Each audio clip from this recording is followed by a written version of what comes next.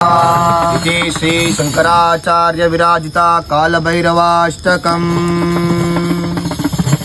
देवराज सेव्यमान पावनांग्रि पंकजं व्यालयज्ञसूत्रमिन्दुशेखरं कृपाकरं नारदादि योगी वृंद वंदितं दिगंबरं काशिकापुरादिनाथ कालभैरवं भजे काशिकापुरादिनाथ कालभैरवं भजे।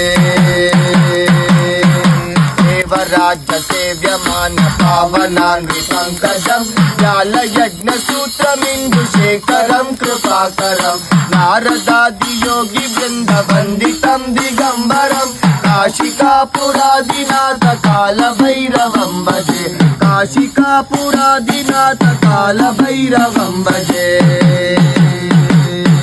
भानुकोटि भास्वरं भवाब्धितारकं परं नीलकण्ठमित्तिदार्कदायकं त्रिलोचनं कालकालमम्बुजाक्षमक्षशूलमक्षरं काशिकापुरादिनाथ कालभैरवं भजे।